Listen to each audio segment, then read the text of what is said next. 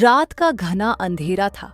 ठंडी हवा पेड़ों की शाखाओं को हिला रही थी और आसमान में काले बादल घिर आए थे। रेलवे स्टेशन सुनसान पड़ा था।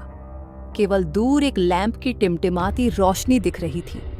अय्यान, जो कि एक खोजी पत्रकार था, अपनी घड़ी की ओर देख रहा था।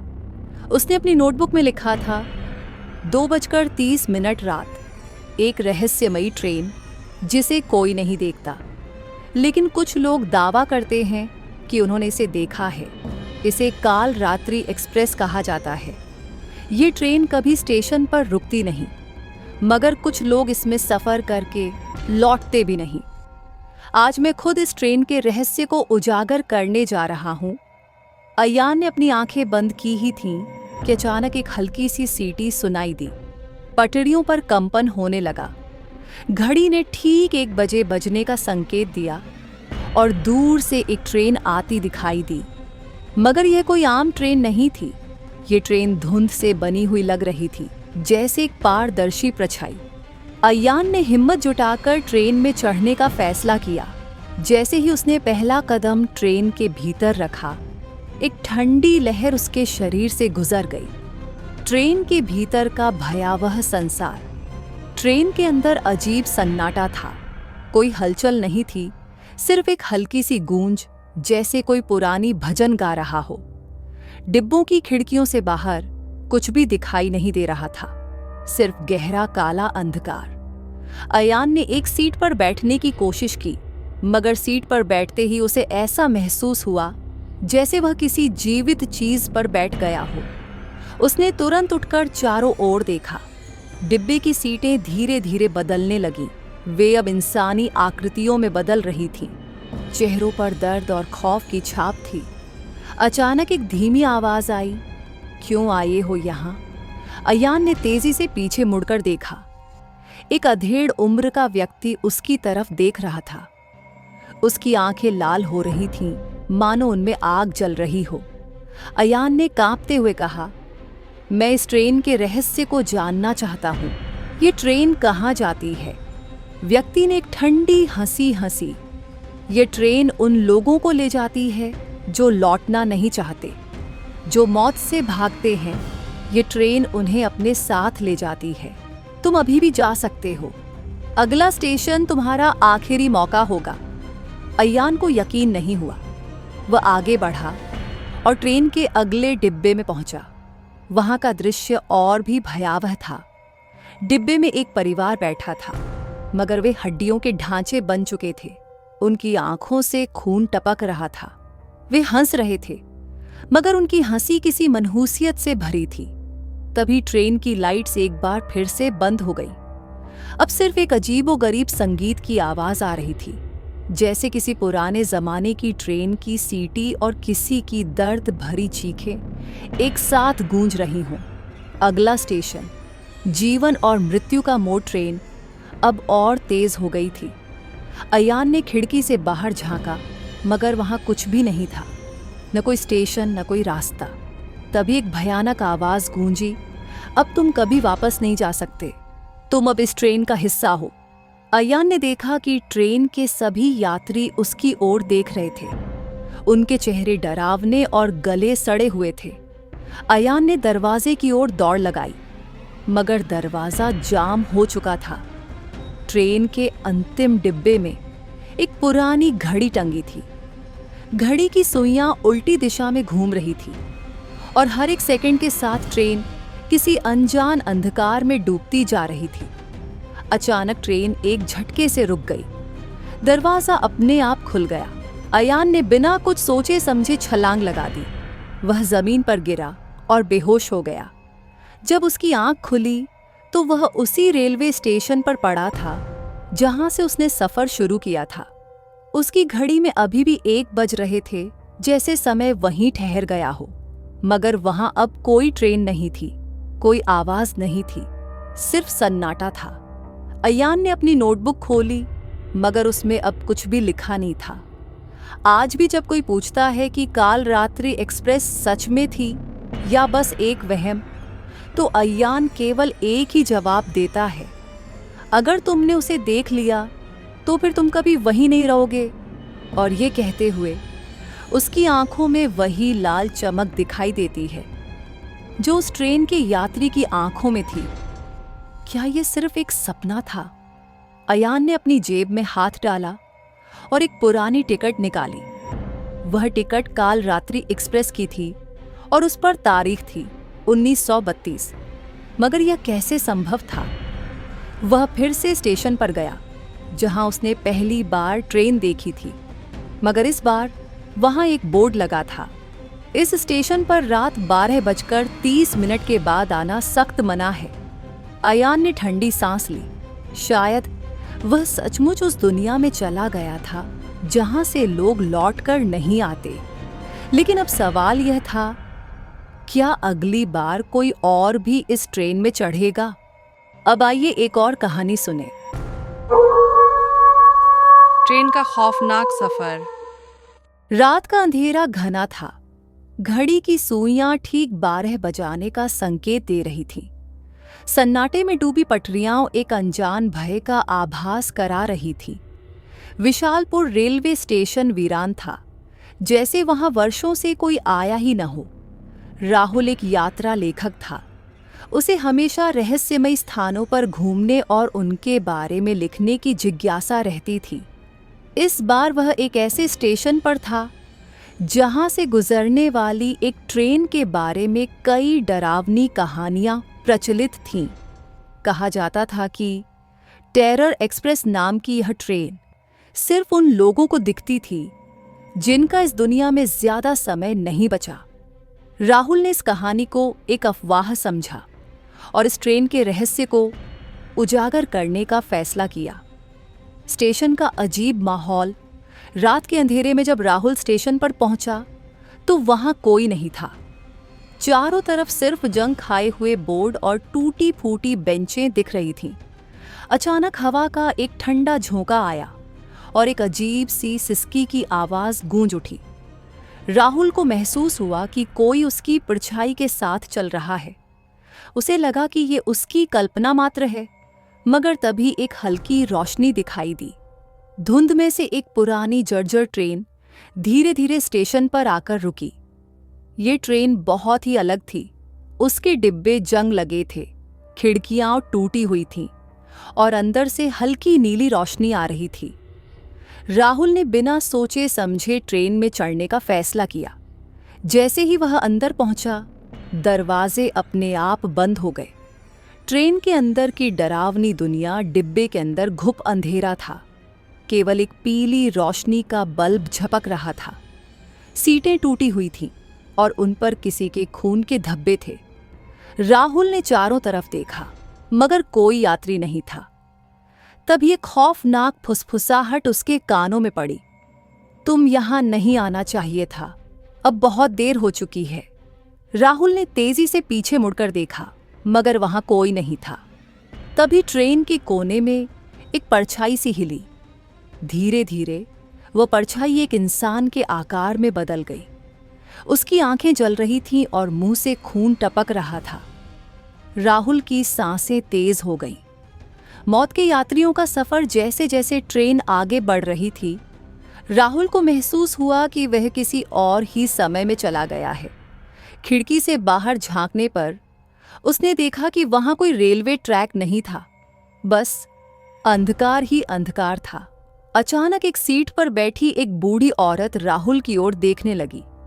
उसके चेहरे की झुर्रियां इतनी गहरी थीं कि उनमें अंधेरा समा रहा था। उसने कांपती हुई आवाज में कहा, टेरर एक्सप्रेस में सफर करने वाले कभी लौट कर नहीं आते।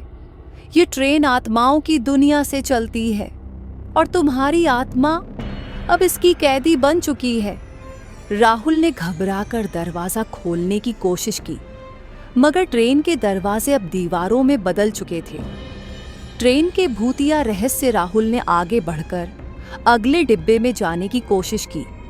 वहां घुसते ही उसने देखा कि यह डिब्बा किसी भूतिया होटल के लॉबी जैसा था।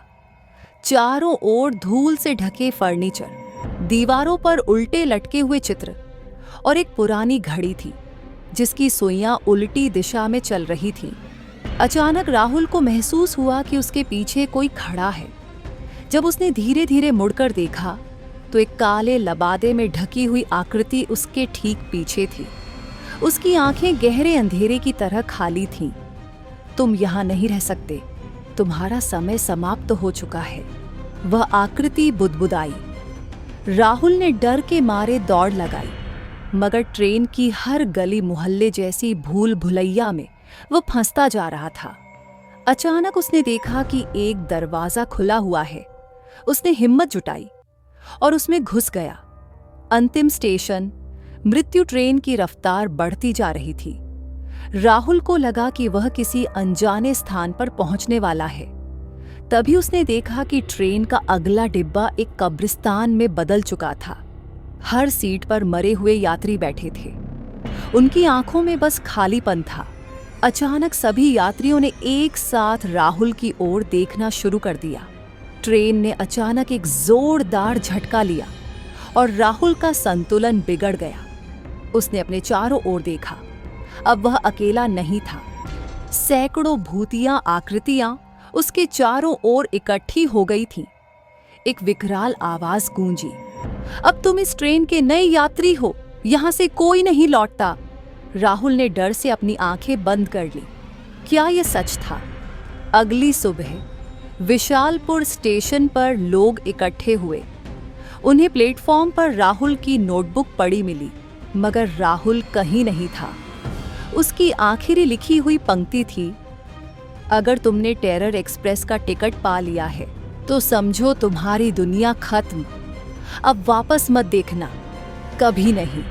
आज भी जब रात के 12 बजते हैं तो विशालपुर स्टेशन पर कभी कभी हल्की सी ट्रेन की सीटी सुनाई देती है, मगर वहां कोई ट्रेन नहीं होती, बस हवा में तैरती हुई चीखों की आवाजें होती हैं। अब आइए एक और कहानी सुने। भूतिया रेलवे स्टेशन। एक खौफनाक रात, प्रस्तावना रात के गहरे अंधकार में, जब पूरी दुनिया सो जाती है, कुछ जगहें ऐसी होती हैं जो जागती रहती हैं। ऐसी ही एक जगह थी कालापुर रेलवे स्टेशन। इस स्टेशन के बारे में कहा जाता था कि जो भी वहां आधी रात के बाद रुका वह कभी वापस नहीं लौटा।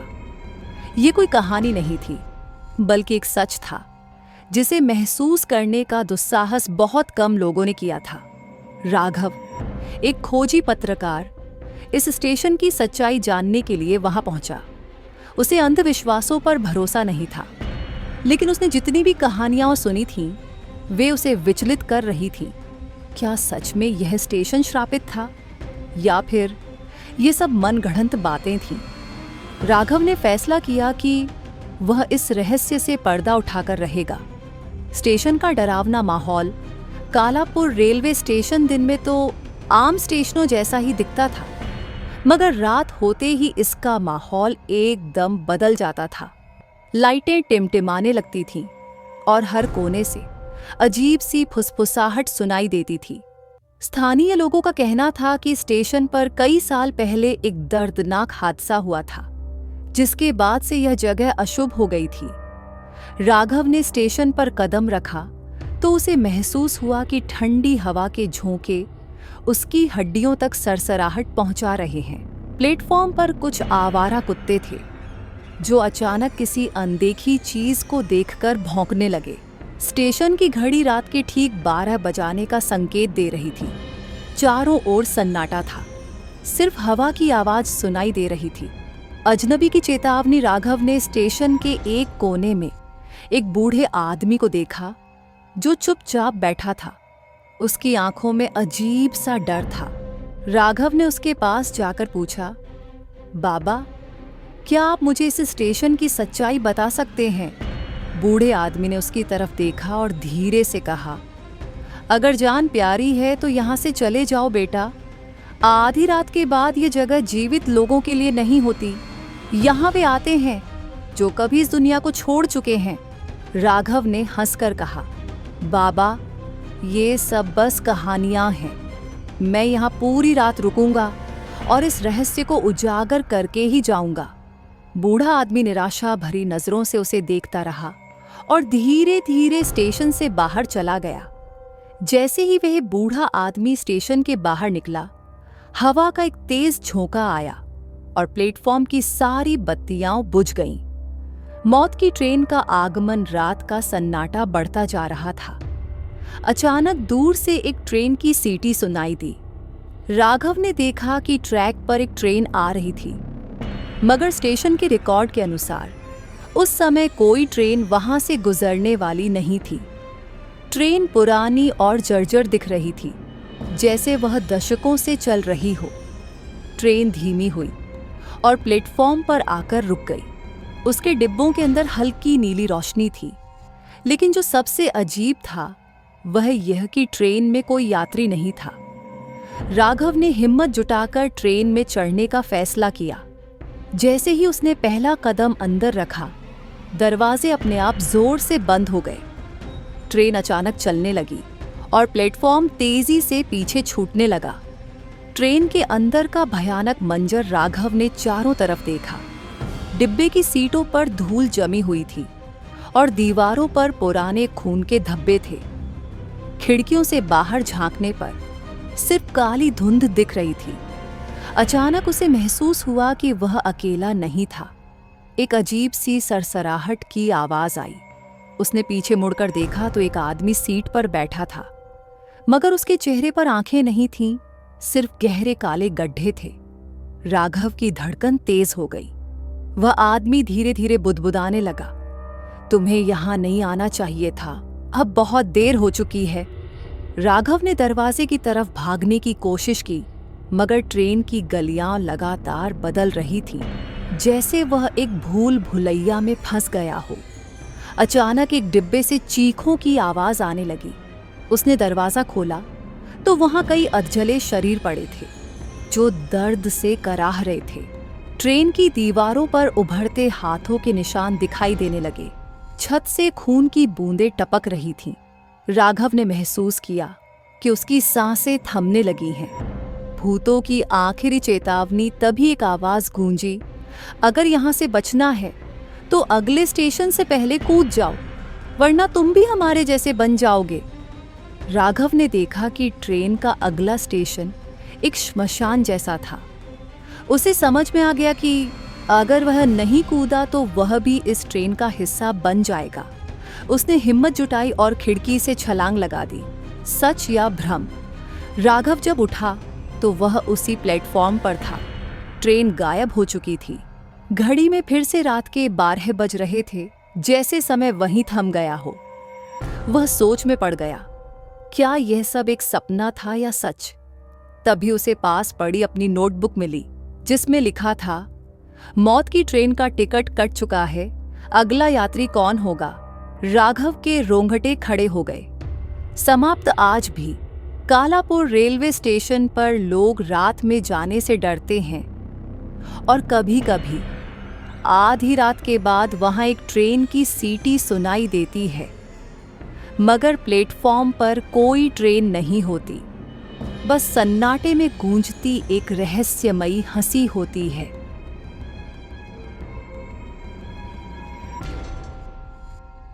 तो दोस्तों, ये थी आज की कहानी। अगर आपको हमारी कहानी पसंद आई तो हमारे चैनल को सब्सक्राइब करें।